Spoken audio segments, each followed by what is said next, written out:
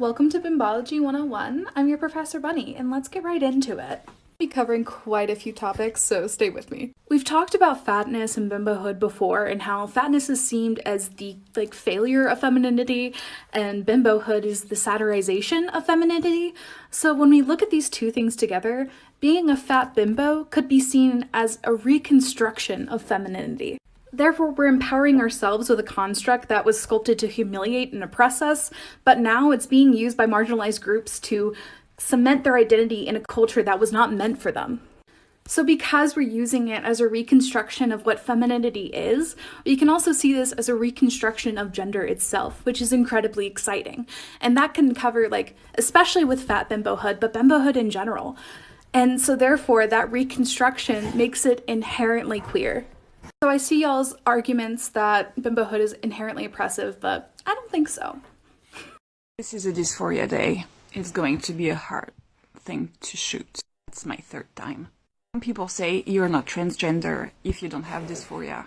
Some people say non-binaries don't have dysphoria and can't have dysphoria because they are not binary and stuff like that. I think they don't know what they are talking about. I've been spending the last month without dysphoria, and it's perfect.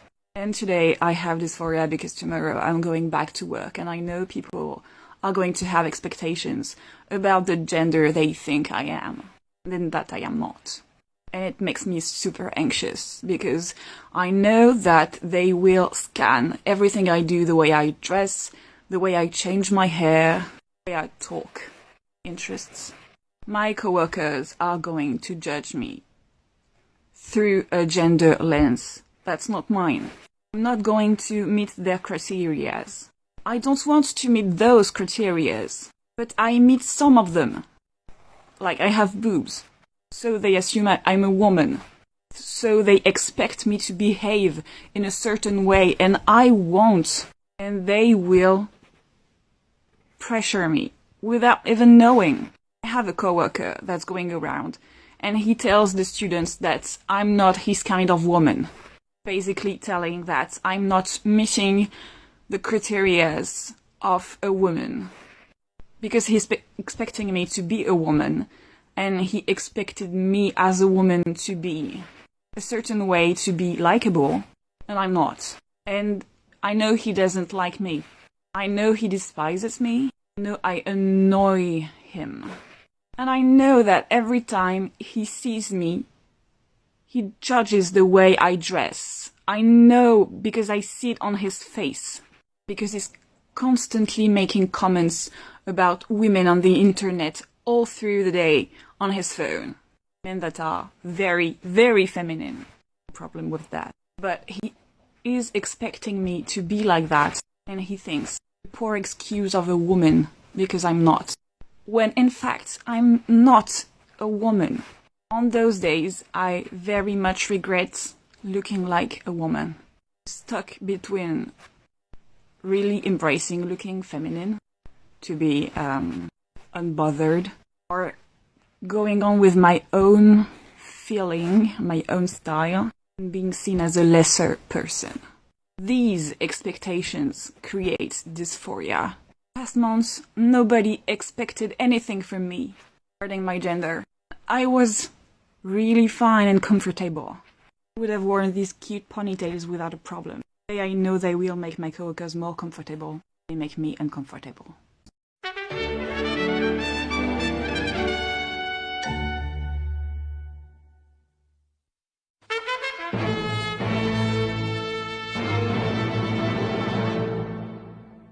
So I'm a cis woman with IBS, and I use the men's bathroom.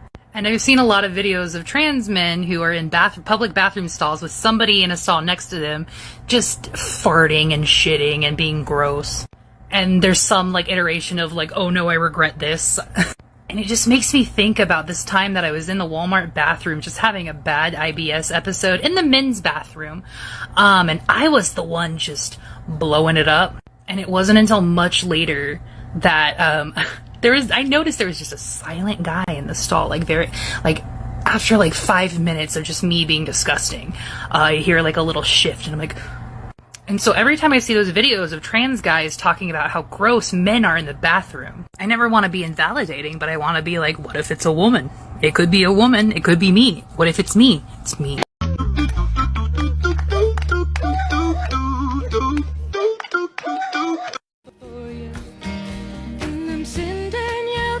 Man, we gotta stop defunding music education in this country. Super condensed, 59-second backstory here is that Joni Mitchell is an incredibly influential folk singer. Oh, but her and Neil Young's streaming numbers weren't that high. It can't be that influential. Here's the thing, it's not even about that. She's a polio survivor. She contracted polio when she was 9 years old, and it actually left her with a weakened left hand. So when she started learning guitar, she had to improvise a little bit and use open tuning and things like that to accommodate her hand. To me, honestly, it doesn't matter that she doesn't have as big streaming numbers as Taylor Swift or Ariana Grande or one of those. It matters that this is something that she cares about, and she's going to do everything she can to speak up about it. That's pretty raw and that's real, and she is no sellout. She's pretty OG. I've got major respect for her, and I kind of wish that that guy didn't tweet that or anything ever.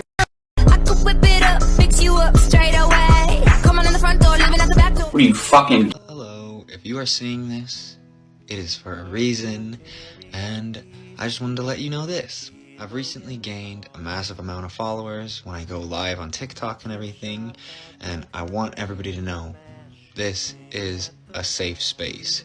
Whether you don't know who I am at all, or you've seen my stuff and you followed me, this is a safe space. There are not a lot of those in the world, especially right now. So I want you to just know you can always come over here and just relax and chill and know that you are accepted. No matter how you identify, no matter what your pronouns are, and no matter what the color of your skin is, I love you. Huge thing. I was raised by all women. My mom, my grandma, and my sister, and all of their friends. And so I love women in the most respectful way possible, and I want people to know that this is a safe space for women, because I know that my audience is almost 90% all women, and so I want to make sure that this is a very, very safe environment and space where everybody can come and just know that it'll be okay. I feel like this is just something that's really important to say, because a lot of people don't say it. And I want you all to know that I love you, and you're valued, and you matter. And hey, I am proud of you. I am proud of you. And I love you. I know I don't know you, but why should that hinder me from loving you? You know? I love you all very much, and I hope you stick around and feel safe and comfortable. Comfortable? I said that weird. It's 6 a.m. right now, but I posted this picture on my Instagram story the other day because I like my outfit, but the background's ugly. And I said, imagine if the background was on my driveway. And someone swiped up and said, you're glamorizing poverty. Like, I live there. That is my driveway. I'm sorry. Huh?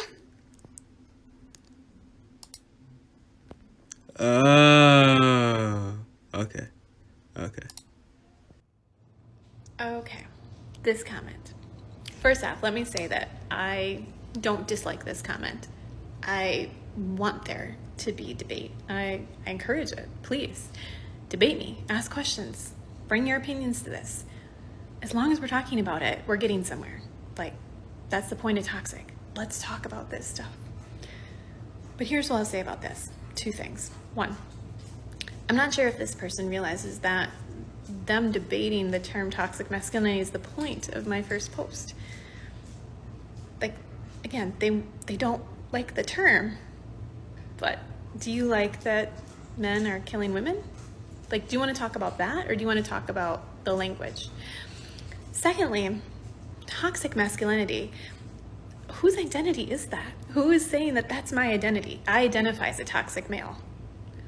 If that is somebody's identity that they have to leave behind, well, good. That's the whole point. Please leave behind your toxicity and just go over to masculine if that's how you want to identify. But you can put toxic in front of a lot of different nouns, and it shouldn't alienate the entirety of that population, right? You can have toxic whiteness. You can have toxic parenting. Like, these things don't make me feel angry. I want to learn about them. I want to make sure I am not embodying any part of that toxic culture. Toxic masculinity is saying that it's taking masculinity, which there's nothing wrong with traits of masculinity, and weaponizing them to tell men that they are entitled to have power, control, and authority over women, which results in violence and death. That's what toxic masculinity is. So if somebody wants to hold so tightly to the phrase toxic masculinity, then they have to ask themselves, why? What part of toxic masculinity do they actually agree with? Because we're not saying that we should abandon the term masculinity. No. We would just like to abandon the term toxic if possible.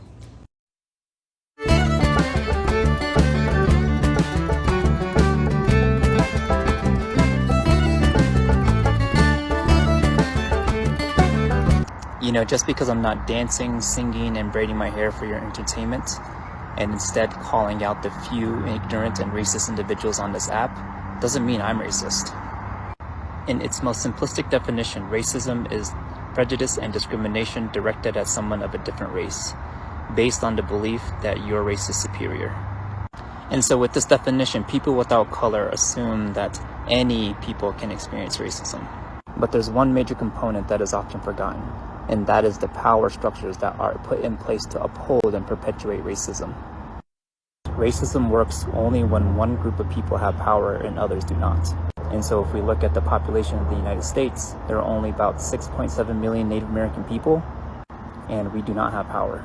I'm assuming you never heard or cared about a Native perspective on how the world is currently operating. And because I'm speaking out and making you uncomfortable, that does not mean I'm racist.